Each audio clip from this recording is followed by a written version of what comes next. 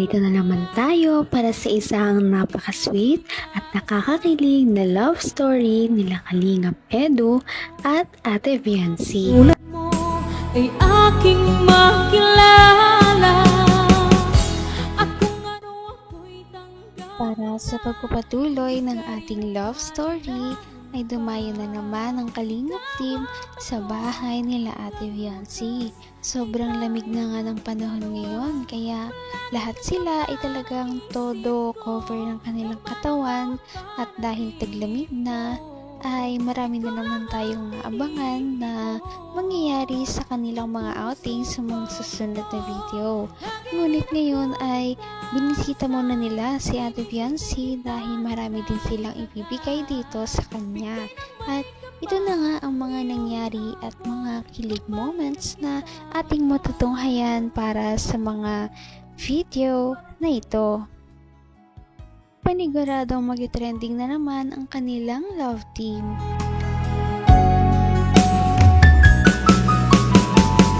Ang nais ko lang Dito ka. Si Kalingap Pam dapat ang kasama ko dito. Sige na. Pag-uwi na na ako. Bakit? Pag-uwi na na ang bilang magang sidekick mo. Kasi, tagal-tagal kong nawala. Si Kuya, pagpahingay nung na yun, kawawa naman ng tao, bagong bunot pa. Maawa ka naman. Please. Sige na. Basta huwag ka makulit ha. Huwag ka Oo, makulit. promise. Hindi ako makulit. Para pababalikin kita. Ano ginagawa mo dyan? Ang ganda talaga niya, oh. Grabe, swerte ko naman. Ay, hindi alam. Ikaw alam swerte. Oh, wait lang, na-attack din ako. Ha? Good luck sa date niyo, ha? Kasama ka. Good luck sa date niyo.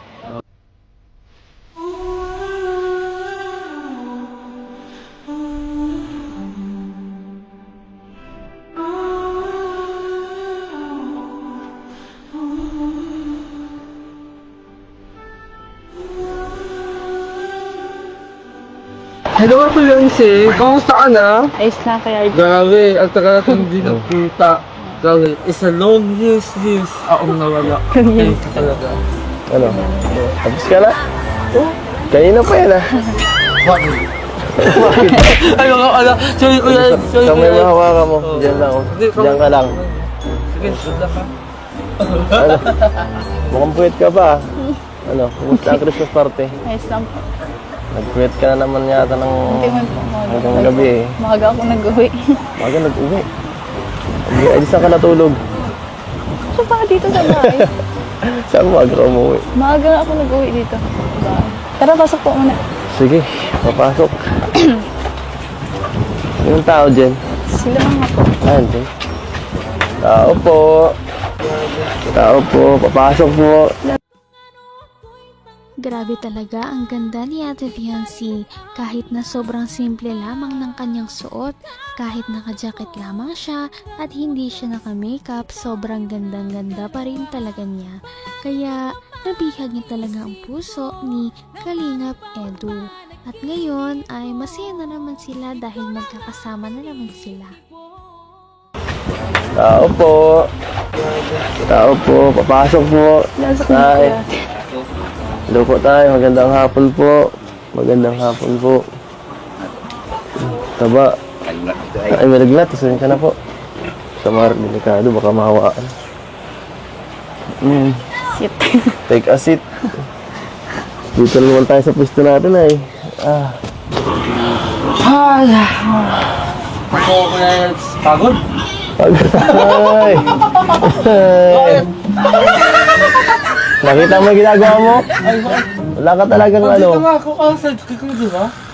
Ay, kami nga, pag si Kalinga para sumasama sa amin, binibigyan kami ng space, dalawa. Ikaw, siksik ka ng siksik eh. Ano? Bakit? Kasi, Musta?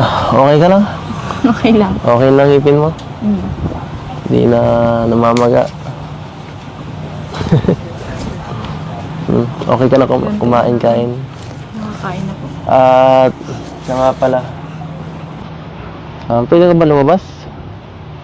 Pwede naman po, mapaalam na. Pwede kitang invite mag-date. Ganun. Sige. Pwede. Alam po tayo yan. Oo, mapaalam naman siyempre. Ano?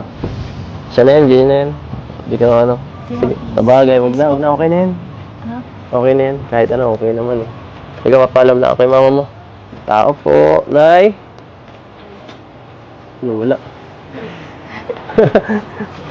Pasensya na po. Magandang hapon po, Nay.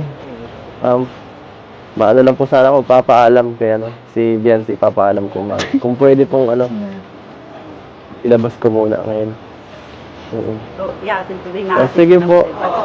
Baka po nagagalit na kayo, palagi na lang ginagabi ang anak nyo. Ayun naman pala, kaya pala dinayo ni Kalingap Edu ang bahay nila Ate Viancy ay dahil gusto niya itong ayain sa isang date. Para naman hindi na ma-stress si Ate Viancy gawa ng mga bagyong dumating at sa kanyang mga schoolworks. Kaya aalis muna daw sila at magliliwaliw. Kita mahal. Teka lang, Okay lang. okay lang ipin mo. Hindi na namamaga. Okay ka na kumain-kain. Nakakain na po. At siya nga pala. Pwede ka ba lumabas? Pwede naman po, mapaalam na. Pwede kitang invite mag-date. Ganon. Sige. Pwede. Alam po tayo yan. Oo, mapaalam naman siyempre. Ano? Siya na yan, ganyan na yan. Hindi ka ano. Sige, sabagay, wag na, okay na yan. Ha? Okay na yan, kahit ano, okay naman eh. Ikaw, mapaalam na ako kay mama mo. Tao po, Nay. Ano, wala. Pasensya na po. Magandang hapon po, Nay. Maano lang po sana ako, papaalam kay ano, si Biancy, papaalam ko. Kung pwede pong ano, ilabas ko muna ngayon. Sige po. Baka po nagagalit na kayo, palagi na lang ginagabi ang anak nyo. Paalam ka naman. Opo. Ay, kumusta po yung anak mo? Yung ba yung mga bagsak Ay, puyat. Puro pang 3 gabi ng kagabi. May sina, sangipin mo. Ay, grabe. Sangipin. Kawawa naman to. Pare-pare sa tayo nilalagnat. Ako, galing ko lang sa sakit po. Maano matamatay. Ano naman, nakaka-baby. Magaling ka, baby. Baka pumayat. Sige po na yan, salamat po. Ingat kayo. Opo. Ano? Okay na daw. Okay na daw, 1 week ko daw sa labas. 1 week.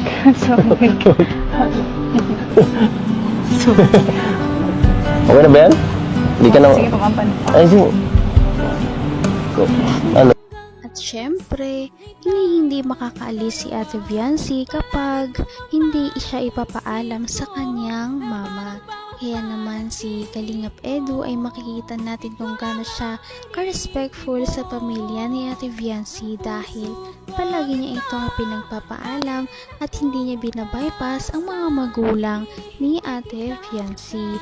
Kaya naman dahil kitang-kita rin ng kanyang mga magulang ang pag-aalaga. Yung anak nyo. Paalam ka naman. Opo. Ay, kumusta po yung anak mo? Yung ba yung mga bagsak Ay, puyat. Puro pang 3 gabi ng kagabi. May sina, sangipin mo. Ay, grabe. Sangipin. Kawawa naman to. Pare-pare sa tayo nilalagnat. Ako, galing ko lang sa sakit po. Maano matamatay. Ano naman, nakaka-baby. Magaling ka, baby. Baka pumayat. Sige po na yan, salamat po. Ingat kayo. Opo. Ano? Okay na daw. Okay na daw, 1 week ka daw sa labas. 1 week.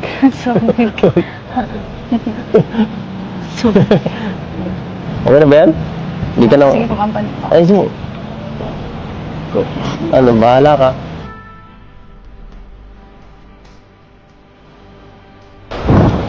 Shit mo talaga. Sakit. Nakikita ka. Ano? Tara. Makita ka ni mama mo. Tara. Ay, boss! Oh, Boss Ed, saan tayo? punta ang pinakamagandang ano dyan, kainan Dok.